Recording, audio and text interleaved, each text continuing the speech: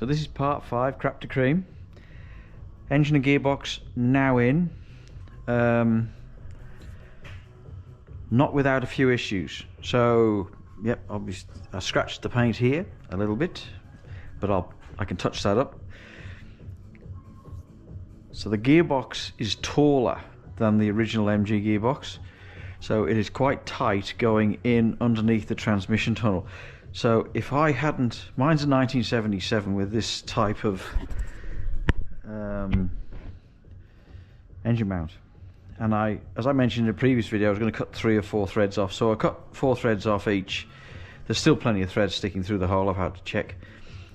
So if I hadn't taken those 3 threads off, then I would have really struggled to get that transmission underneath inside that tunnel.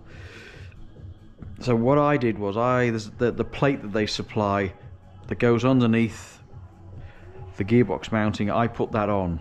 Now in their instructions, right, they say to put it on after you've put the engine in, so it might be a bit easier if you put that on after the engine's in, engine and gearbox are in. It went in, but it was tight, and I think I've marked the inside of the heat shield as I was putting it in, but I got to that point, right, that it wasn't coming back out again. So it's all in now, so got to start doing all the reconnecting inside the car. So they give you 2 plugs on the gearbox. I changed both of those over to Deutz plugs. One is for a reversing lights, obviously, and the second one is like a neutral, so it won't allow the car to start the engine unless it's in neutral. So you take the wire off the starter motor and you wire that into that switch so that it only starts, yeah, in neutral, which is quite a natty thing.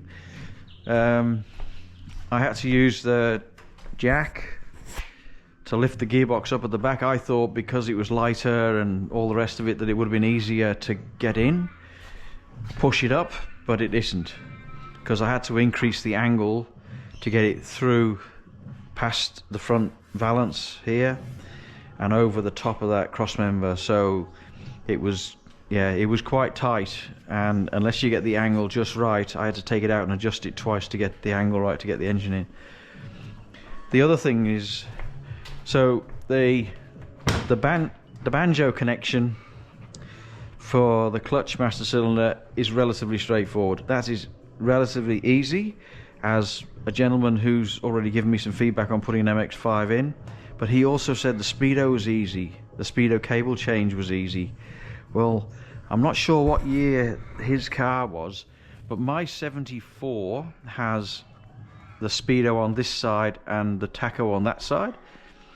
This one has the speedo on this side, so this was not easy. And when I came to, so I took the steering column down, but there's still not much access up underneath to get to what you want to get to.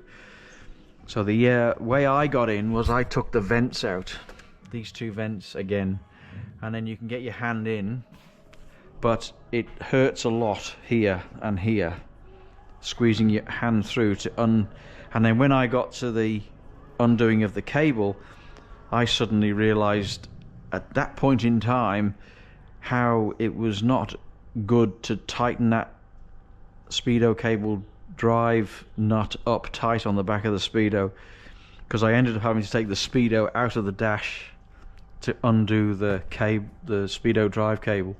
So that's a lesson learnt, right? I've only just nipped it this time. It was only nipped, but it's very difficult to get to, and I couldn't get to it so properly. So I had to take the speedo out, so that was a mission in itself, because I was able to turn it to get the second screw that holds the speedo in place. I could turn the speedo to get to that, and then when I put it back in again, I can get to this side obviously easily, and then with the steering column down I can get to the other screw underneath at the back just to tighten that up. So I've got to put the banjo bolt on, and you might be able to see, right, the misalignment of the gearbox. Now there's a bit of preload on that, so I'll have to sort that out, but it does go over, but it doesn't. That's where it just sits naturally, so it's not exactly lined up in the right place. So I'll have to fix that. So they were my lessons learned putting this in. So I'm going to leave it without the engine mounting bolts done on, well, I might leave them both undone because I've got to get the exhaust manifold in, and the exhaust manifold is a very tight, the extractor is a very tight fit between here and here.